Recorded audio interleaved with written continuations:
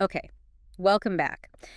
Let's unpack this. We're doing a deep dive today into something pretty transformative, actually. Hmm. Imagine changing the way you learn English, like fundamentally, moving beyond just translating in your head. Right. Building that direct link, yeah, Mm-hmm. between your thoughts and actually speaking or thinking in English. Exactly. And that's the mission today. We're really digging into how you can train your brain to do that. It's a massive challenge for so many learners, isn't it? That constant internal voice translating everything. It really is. You think in your language, translate, then speak. It's a big hurdle. A huge one. It slows everything down. But we've got this fantastic guide, this document called welcomeback.pdf. And what I find really compelling is how it frames the whole thing. The brain is a muscle analogy? Yeah, Yeah. exactly. Like something you can actively train, strengthen, to get better at thinking directly in English. I love that because it takes something that feels maybe innate or just Hmm. overwhelming, learning a language, Yeah, and makes it actionable. It's a skill. it is something you build with practice. Targeted practice, yeah. So our goal here is to really pull out the techniques from this source. We want to give you concrete, practical ways to start, well, rewiring things a bit. Creating that direct pathway so your thoughts just flow into English. Right, almost like how you learned your first language. You didn't translate then, did you? Yeah. The word and the thing were just linked. Direct connection. So this deep dive is really focused on the how. Less theory, more practical steps you can take. And it's good to acknowledge upfront it sounds hard. I mean, changing how you think. Totally. It feels unnatural at first because, well, you've always thought in your native language that's normal. Completely normal. But the source makes a great point about kids. Oh, yeah, that child learning analogy. They don't sit there translating. Nope. They just associate sounds, words with things, actions, feelings. Boom. Direct link. That's the fluency we're aiming for, that efficiency. And the source calls that translation process the detour, which I think is a great way to put it. It is. Instead of thought native language translation LA English, you want thought English directly. Cut out the middleman. Exactly. It takes effort, sure, like any training, but the source is really positive about the payoff. It's very rewarding. Okay, so if you're listening and thinking, all right, I'm in, but where do I start? What's step one according to this guide? It suggests starting super simple, like the simplest thing imaginable. Which is? Naming objects. Just look around you right now, wherever you are. Okay. See a table? Think table. Silently. See a lamp? Think lamp. So not saying it out loud, just internal. Just internal. The whole point, the source emphasizes this, is getting the English word to pop into your head first, without your native language jumping in. That almost sounds too easy. It does. But think about the power of doing that consistently. All day long, every object you notice, window, phone, book. Just that constant low-level reinforcement. Exactly. It starts building that direct pathway, associating the object visually with the English sound in your mind. Okay, simple but powerful. What's the next level up from just naming things? Describing actions. What you're doing, again, internally. So connecting language to movement and activity. Precisely. As you go about your day, just narrate. Simple phrases. I am walking. I am opening the door. The guide has examples like, I am brushing my teeth. Yeah. Or, I am boiling water. Now I'm adding tea leaves. Simple, everyday stuff. I am putting on my shirt. Now I'm wearing my shoes. And the idea is the more you do this mental narration, The more automatic those phrases become linked to the actions, your brain starts just thinking the English description when you do the action. No translation needed for those specific things. that makes sense. Build it up action by action. The source also suggests focusing this practice on a routine, like your morning. Yeah, that's a great practical tip. Pick a sequence you do every day. Your morning routine is perfect. And just mentally walk through it in English. Exactly. So you wake up. And think, I wake up. I open my eyes. I stretch. I sit up. I get out of bed. I walk to the bathroom. I wash my face. I brush my teeth. Right. Repeating that mental sequence every single morning really wires those phrases to those actions. It carves out a little part of your day where English is the automatic thought language for those specific tasks. So we've got objects, we've got actions, the external world, kind of. But what about inside our heads, the thinking itself, that inner voice? Ah, yes, the inner dialogue. This is where the source says it gets maybe a bit more challenging, but also incredibly powerful. Because that voice, that stream of consciousness, it's almost certainly chattering away in your native language right now. Almost guaranteed. And the guide suggests actively training that voice to start speaking English. Wow. Okay. How do you even begin to nudge that internal monologue in a different direction? Start small. Yeah. The source suggests treating it like a quiet chat with yourself when you're walking alone or just sitting for a minute. Ask yourself simple questions in English. Yeah, like, what should I have for lunch today? Yeah. And then answer yourself again in English. Yeah. Maybe I'll make some soup, or I could order pizza.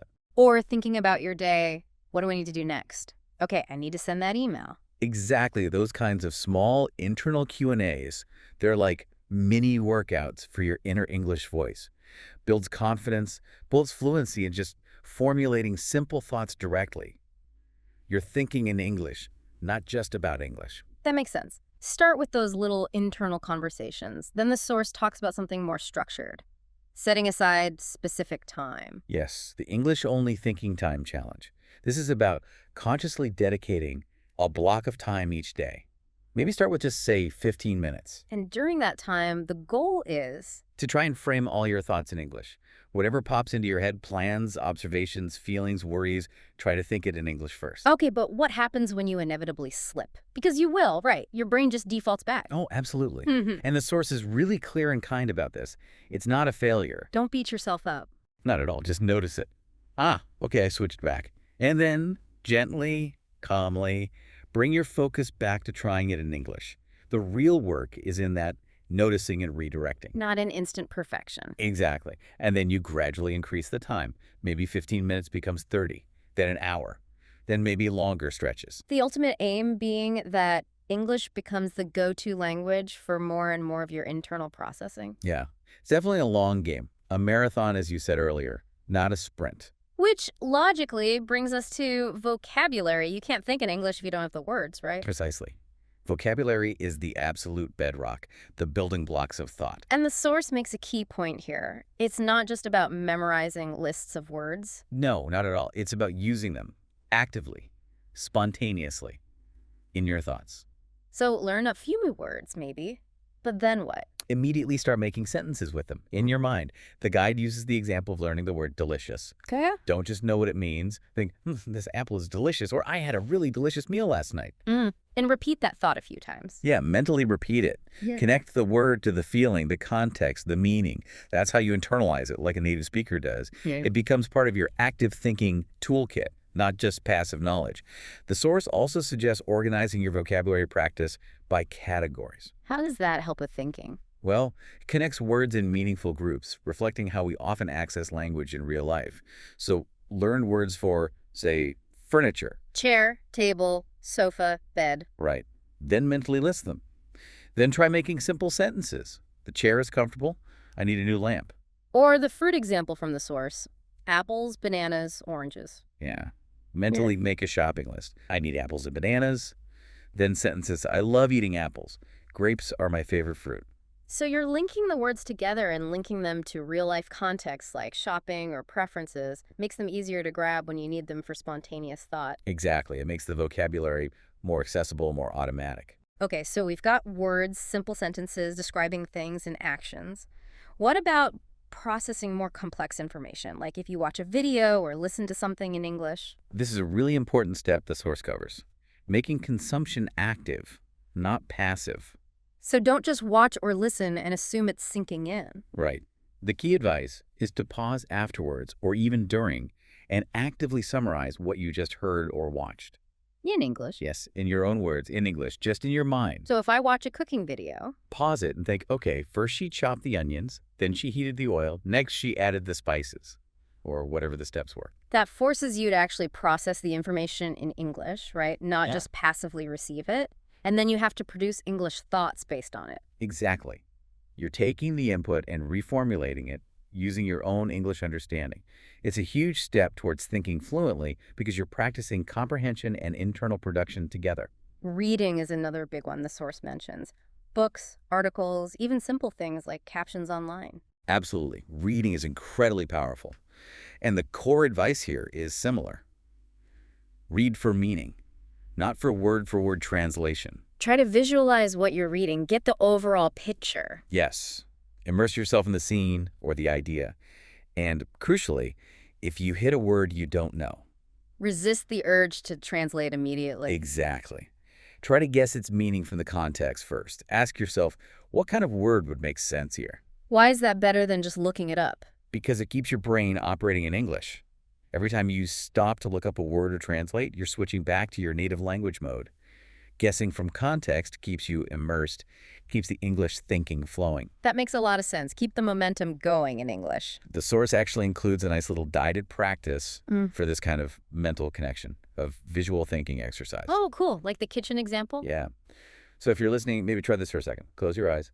Imagine you're walking into your own kitchen. Okay, I'm there. Now, mentally, using English, just start naming things you see. Fridge, sink, Good. What else? Microwave, countertop. plates on the table. Now, maybe describe a simple action. I open the fridge. I take out some milk. Perfect. This kind of visualization, seeing it in your mind's eye and immediately labeling or describing it in English, builds really strong, direct mental links. You're not just memorizing abstract words, you're mentally living in English in that space. That feels really concrete. And it's not just about the physical world, is it? The source mentions extending this to our internal world, too, like emotions. Absolutely vital. Thinking fluently isn't just about objects and actions, it's about expressing your inner state. So practice putting feelings into simple English words. I feel happy. I'm feeling a bit stressed. I'm angry about that. I'm sad today. Learning to articulate your emotions, even just basic ones, internally in English is a core part of making the language feel like your own. It's about expressing the whole you. Okay, so we're building this internal English world. How do we then bridge that to interacting with others? The source talks about simulating real life, right? Yes, preparing your mind for actual conversations. Mental scenarios are great for this. Like the cafe example. Exactly. Put yourself mentally in that situation. You walk in. What do you do first? Look at the menu. Decide what I want. Okay, do that mentally in English. The cappuccino looks good. And maybe a croissant. Then practice the interaction. Yeah, mentally rehearse ordering. Excuse me, can I please have one cappuccino and one croissant? You could do this anywhere, couldn't you? Waiting for the bus, walking down the street. Totally. Any downtime. The more detail you put into the mental simulation, the sights, the sounds, the potential responses, the better your brain gets at activating the right English for that situation when it actually happens. It's like pre-paving the neural pathways. Building conversational muscle memory. That's a great way to put it. Mm. And it works for all sorts of common situations. The source uses the supermarket as another example. Right. Walking down the aisles, thinking in English. Narrate your shopping trip internally. Okay, first I need rice. Where's the rice aisle? Uh-huh. Over there. Let's see. This brand looks okay. I'll take this one. Now vegetables. Tomatoes, onions, carrots. This constant self-talk keeps your mind actively engaged in English during routine activities. Over time, English starts to feel like the natural language for that specific task. And the idea is to carry this over into actual interactions with people. Definitely. The source suggests using this internal English thinking before, during, and after conversations. Okay, so before a conversation. Think about what you might want to say, how you could start. Maybe anticipate some questions. Just get your mind into English mode regarding the topic. And during the conversation. Try your best to stay in English mode. Think in English as you listen and formulate your responses. Don't mentally translate everything back and forth if you can help it. And then afterwards, this is interesting. Reflect on it in English. Yeah. Think, how did that go? Did I express myself clearly? Was there anything I didn't understand? What could I have said differently? So you're using the real conversation as learning material for your internal English practice. Exactly. Your brain learns directly from the experience, reinforcing what worked and identifying areas to improve next time. Every conversation becomes a practice session. The guide gives another specific scenario to practice mentally. Shopping for a gift. Yeah, walk through the whole thought process. Okay, need a present. Friend's birthday tomorrow. What should I get him? He likes reading. Maybe a book? Hmm? Or you mentioned needing a new shirt. He likes blue. Yeah, maybe a blue shirt. Okay, where can I find a nice one? I could try them all. I'll check out those 3 stores. If I don't find anything good, I'll just get a gift card. So you're practicing decision-making, planning, problem-solving, all using English in your head. It's a fantastic mental workout. The more you practice these kinds of internal planning scenarios, the more automatic it becomes to use English for those higher-level thinking tasks. What about actual speaking practice? The source mentions mirror talk. Yes, talking to yourself in the mirror. It sounds a bit weird, maybe. A little. But it's surprisingly effective. The guide says start simple. Like just saying hello. Yeah.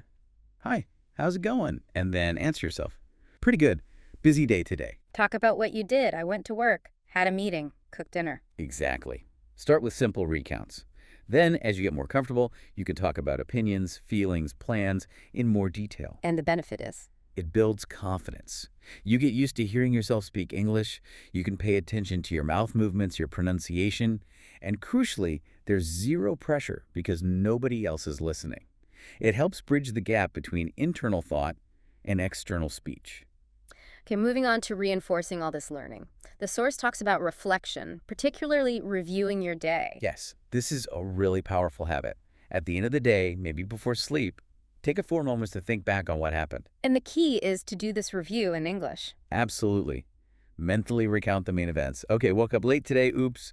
Rushed to work. Had that movie with the boss, it went okay, actually. After work, I stopped at the shop, bought groceries, came home, made pasta, watched a bit of TV. Now I'm tired. Exactly like that.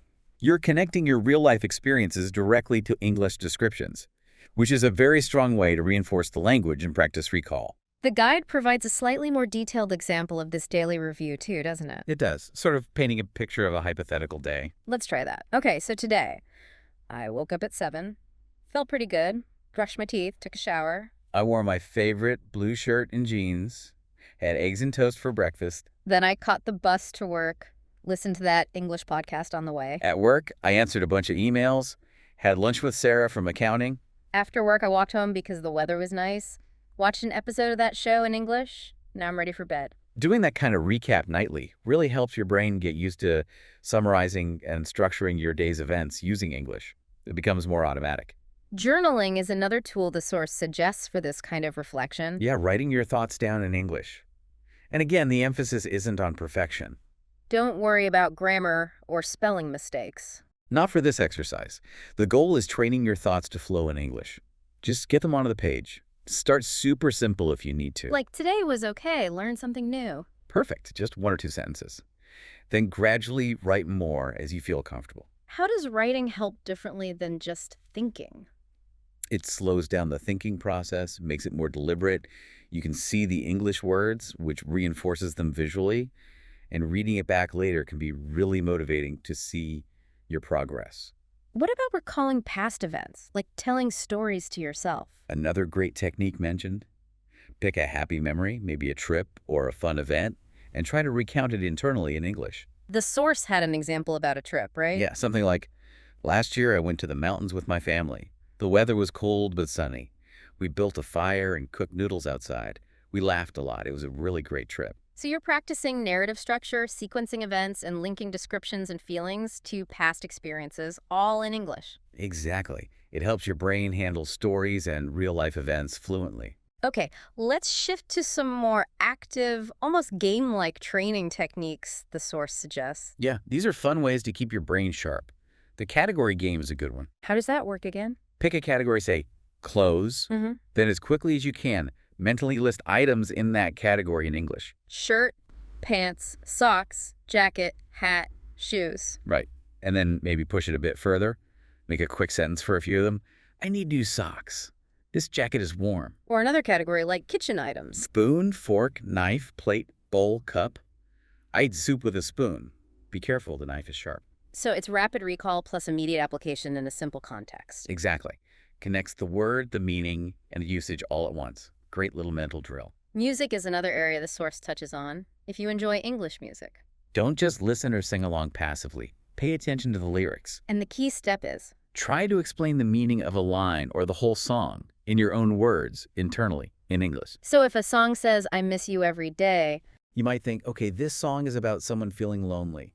They're thinking about a person they love who isn't there.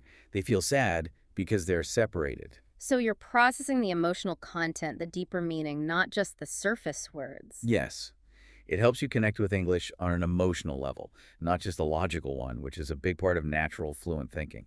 Then there's shadowing. The source calls this a powerful technique. It really is, especially for pronunciation and fluency. Explain shadowing again. What exactly do you do? You listen to a short phrase or sentence of spoken English from a video, podcast, anything, and you immediately repeat it aloud, trying to copy the speaker's exact pronunciation, rhythm, and intonation. Almost talking right on top of them. Or immediately after. Yeah, or pause and repeat immediately. The source example. Here, I'm go to the store. Then say aloud, I'm going to the store, mimicking the sound. Then try saying it again without listening from memory. What's the main benefit of doing that? It trains your brain and your mouth to work together in real time, producing English sounds naturally and quickly. It gets you used to the flow of spoken English in a very direct way. Great for bridging thought and speech. Okay, practical question. What happens when you're trying to think in English, maybe describing something or having an internal conversation, and you just blank on a word? You know the concept, but the English word won't come. That happens all the time, even to native speakers. The crucial advice from the source is, don't immediately give up and switch to your native language to find the word. So what should you do? Try to explain or describe the word using other English words that you do know. Circumlocution, My basically. source used broom as an example. Right, if you forget broom. And you think, that's that thing. You use it to clean the floor. It's long, has a handle, Yeah. and stiff hairs at the bottom. Ah, so you talk around the word. Exactly. It keeps your thought process flowing entirely in English. You don't break the immersion. And honestly, being able to describe a concept when you don't know the exact word is a really valuable communication skill in itself. It shows higher level thinking. That's a great tip. Keep the English engine running. Another real-time practice mention is describing scenes around you. Yeah, like the park example. You're just sitting there observing. Start simple again. There's a dog. The dog is brown. It's quite big. It's running. Looks happy. Then add more detail as you can. It's chasing a red ball. Some children are laughing nearby. The dog looks very friendly. The sun is shining. It's a nice afternoon. This constant observation and immediate description in English really sharpens your brain's ability to process the world around you directly into the target language. Makes you quicker on your feet, mentally. To keep things fresh, the source suggests daily thinking challenges. Yeah, just give yourself a small, specific task each day. Keeps it interesting, stops it feeling monotonous. Like today's challenge, describe my bedroom in detail in English. Or imagine ordering food at a specific restaurant you know. Yeah. Or mentally summarize the plot of the movie I watched last night. So variety is key. It keeps different mental muscles working, builds comfort across more topics, and just prevents boredom, which is important for sticking with it long term. The guide also talks about weaving English thinking into the fabric of your day, like using free time. Yes, those moments when you're not actively focused on something else, washing dishes, folding laundry, waiting in line, your brain is often more relaxed then. And you can use that time for what kind of English thinking? Just gentle stuff. Mull over your plans for the evening. Replay a conversation in your head. Notice the weather. It looks like rain later. I should probably bring my umbrella. I wonder what time dinner will be ready. I'm getting hungry. Just letting your casual thoughts happen in English. It's low pressure, keeps the language active. There's also a really simple environmental tweak the source recommends. Changing your device language. Phone, computer. Set it to English. Yep. It's a small change, but it means you're constantly encountering English words. Menus, notifications, buttons. You just get used to seeing and understanding them without thinking about it. Exactly. It makes English part of your everyday environment, which subtly reinforces it as part of your thinking environment too. Every little bit helps integrate it. Now let's be real. This isn't always going to be easy. There will be days when your brain feels resistant or you just feel stuck. Oh, for sure. The source acknowledges that completely. Progress isn't linear. So what's the advice for those tough moments? Don't give up. Don't get frustrated with yourself. Just gently acknowledge it. Okay, this feels hard right now, or my brain really wants to use my native language. And then Gently try again. Remind yourself, okay, let's try thinking that thought in English one more time. Or maybe switch to an easier practice, like naming objects, just to get back in the flow. it's okay to slip back sometimes. Absolutely. The key is just returning your focus when you notice it. It's a journey, and every step, even the small ones, counts. Persistence over perfection. Okay, here's a big one that stops a lot of people. Worrying about grammar when thinking internally. Huge barrier. And the source has really important advice here. Which is? When you are thinking to yourself, practicing this internal English monologue, do not worry about perfect grammar. Really? Let it go. Let it go, especially initially. The main goal is fluency of thought. Getting the ideas flowing in English, focusing too much on getting every sentence grammatically perfect in your head will just block that flow. So if you think something like, he go market yesterday. For internal thought practice, the source says that's okay. Don't stop and mentally correct yourself constantly. Just let the thought happen in English. Won't that reinforce bad habits? The idea is that your brain will naturally absorb correct patterns over time from all the input you get reading, listening. The internal practice is more about building the habit of thinking directly in English. Keep the channel open. Accuracy improves with overall exposure and practice. Don't let the perfect be the enemy of the good, especially in your own head. Keep the flow going. That's a relief, actually.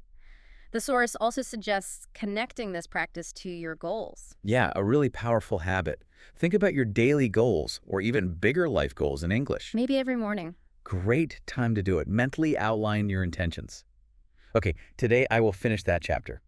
I want to make sure I talk to my colleague about the project. I will practice English thinking for 20 minutes. How does thinking about goals in English help? It connects the language directly to your motivations, your aspirations. It makes English feel relevant to your future, not just an academic subject. Builds a deeper, more personal connection. Another specific mental exercise mentioned is describing objects in more detail. Right. Pick something nearby, say your cup. Okay, got a mug here. Now, describe it mentally in English, adding details. This is my favorite mug. It's blue. It has a picture of a cat on it. It's ceramic. It feels warm because my tea is hot. I like drinking tea from this mug. Perfect. Now pick something else. Your shoes. These are my running shoes. They're mostly gray with some orange bits. They're comfortable. A bit dirty, actually. I wear them when I go for a run. See, this trains your brain to move beyond simple labels and access descriptive words quickly, painting a fuller picture in English.